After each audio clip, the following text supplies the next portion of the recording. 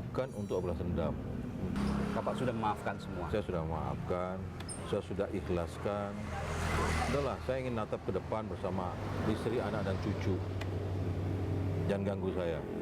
Jangan ganggu Antasari Jangan Ashar. ganggu. Masih bersama saya Budiman Tanurejo di satu meja. Pak Antasari, kalau tadi mendengarkan percakapan dengan Aiman, kira-kira Pak Antasari itu ingin ngomong cucu, ingin santai lah. Iya. Ya. Tapi kemudian sekarang begitu mendapatkan gerasi, tiba-tiba berkomitmen ingin membongkar berbagai masalah di sekitar KPK yang kemudian belum selesai. Ada perubahan sikap tampaknya. Tidak, begini Pak Budiman. Saya kan kemarin terima gerasi dari Presiden. Oke. Tentunya bahwa Presiden kan tidak sembarangan memberi gerasi setelah pertimbangan Mahkamah Agung. Ya kan?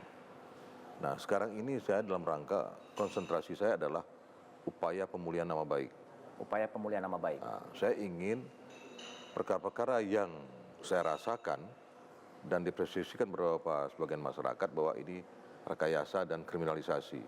Nah, ini akan coba kami buka dengan ya tentunya dengan sistem yang ada supaya ini betul-betul terlihat siapa pelaku rekayasanya, siapa yang merintahkan rekayasa itu. Sehingga keberadaan saya sekarang di luar ini yang gerasi diberikan Presiden itu clear gitu. Apa persisnya perkara-perkara yang dianggap rekayasa atau perkara yang dianggap kriminalisasi itu sendiri?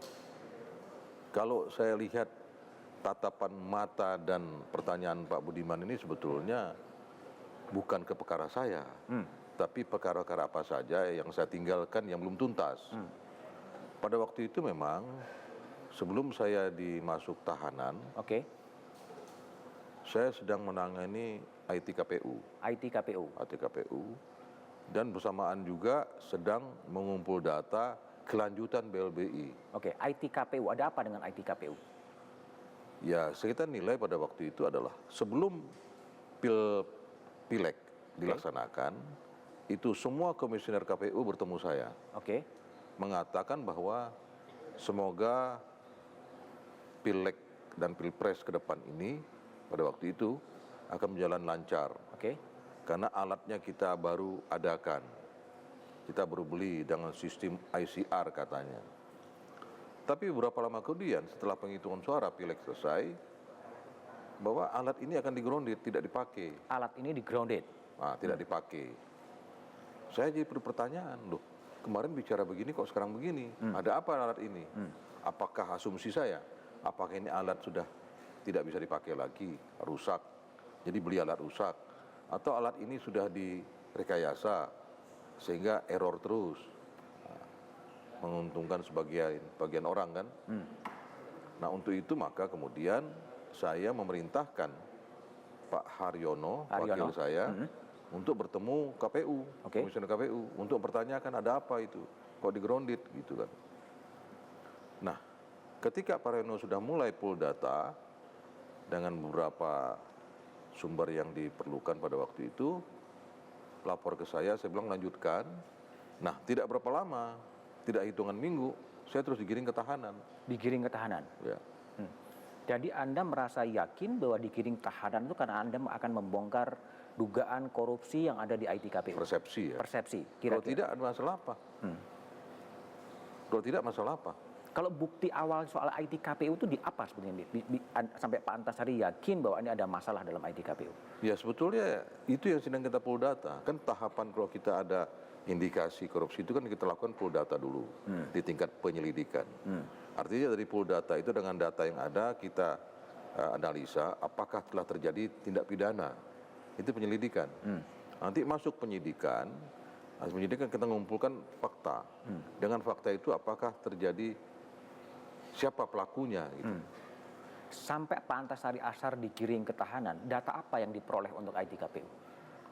Pada waktu baru kita dapat data-data siapa yang mengadakan alat itu dan kenapa di-grounded itu sering error katanya. Di-grounded itu pengertiannya apa? Dihentikan? Tidak dipakai. Nggak dipakai? Dihentikan, ya. Bukankah memang dalam desain awal memang hanya untuk apa? Sebagai penghitungan alternatif saja dibanding penghitungan manual? Waktu itu manual tidak ada alat itu. Maka mereka bilang alat ini canggih. Jadi alat ini canggih artinya tidak seperti pemilu-pemilu sebelumnya.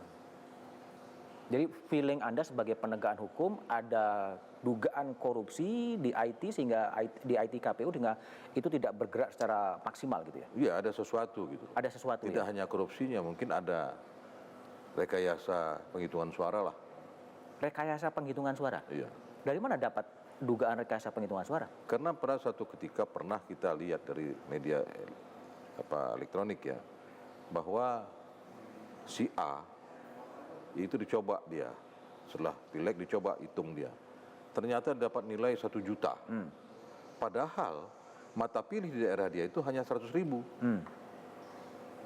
Loh, siapa yang menambahkan nol-nolnya kemudian? Nah, saya kemudian berpersepsi bahwa alat ini sudah direkayasa ya, untuk penggelembungan. Meskipun IT KPU penghitungan dengan sistem digital itu tidak sepenuhnya dipakai, kan dipakai adalah penghitungan manual. Pada waktu itu sepenuhnya dipakai. Tapi yang dipakai kan penghitungan manual berjenjang sebetulnya. Setelah itu digrounded, dikata manual, diambil dari kertas suara kan segala macam. Oke. Yang kedua tadi BLBI. Ada apa dengan BLBI? Nah, selama ini kan publik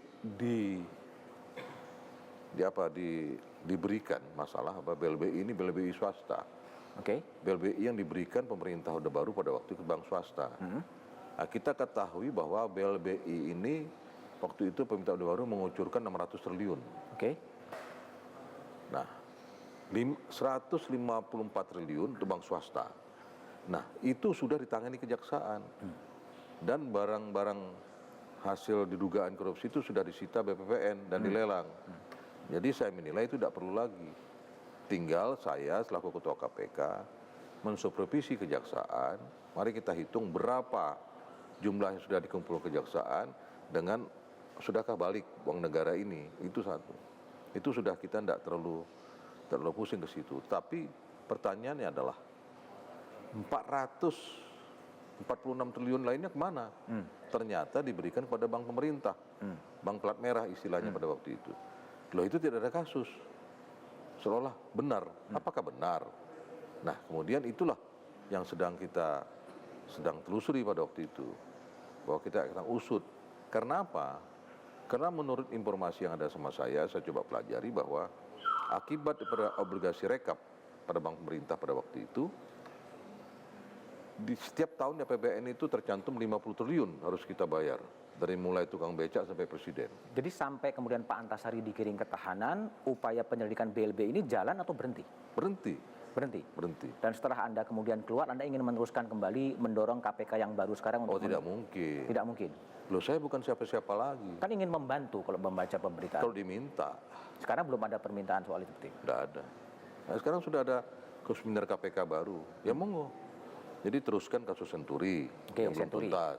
Itu tuntaskan. IT KPU, ada datanya dari KPK, teruskan. Terus masalah BLBI itu. Ada masalah apa lagi kira-kira yang membuat Pak Antasari kemudian merasa masuk harus dipenjarakan karena seperti itu? Ada orang yang kemudian tidak suka dengan Antasari Ashar sebagai ketua KPK? Saya melihat begini, Mas, teori hukumnya. Teori sebab akibat. Jadi kita cari sebab akibat yang terdekat pada peristiwa itu. Saya ditahan waktu itu apa? Yang paling dekat adalah IT KPU itu. IT KPU? Karena itu yang sedang saya pelajari, tahu-tahu saya harus digiring ke tahanan. Jadi satu-satunya penyebab utama kalau dalam persepsinya Antasari Ashar adalah keinginan untuk membongkar IT KPU sehingga dilakukanlah langkah sehingga Antasari kemudian ditahan. Ya. Ada penyebab lain nggak di luar IT KPU? Saya tidak mau persepsi itu ya, karena seperti saya katakan tadi, sekarang ini saya sedang cara pemulihan nama baik dengan cara artinya coba menelusuri rekayasa kasus saya ini. Mungkin akan sampai ke sana nanti jawabannya. Rekayasa kasus saya? Iya.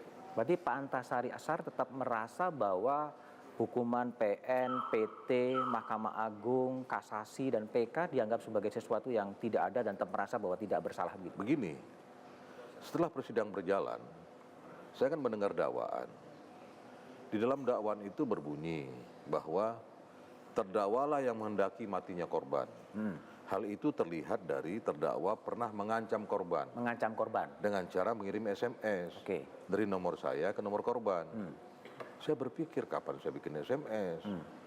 Nah, ternyata penyidik juga tidak mengajukan ahli IT untuk itu, hanya menghadirkan saksi yang katanya pernah melihat. Oke. Yang saya nilai tidak benar saksi itu. Karena orang yang pernah melihat ada SMS saya itu, apakah membuktikan saya yang membuat? Kan tidak. Oke. Nah akhirnya saya pada waktu saksi ada cat, meringankan, saya hadirkan saksi ahli Dari ITB itu ya? dari ITB, Dr. Agung Harsoyo. Beliau dengan keilmuannya nanti coba melakukan analisa forensik dan meneliti call data record, CDR, dan lain-lain. Dengan kesimpulan di bawah sumpah, berdasarkan keilmuannya menyatakan tidak ada SMS Antasari. Oke. Apa sebetulnya SMS yang disebutkan dikirimkan Antasari Ashar kepada Nasruddin? Jawabannya setelah jeda berikut ini.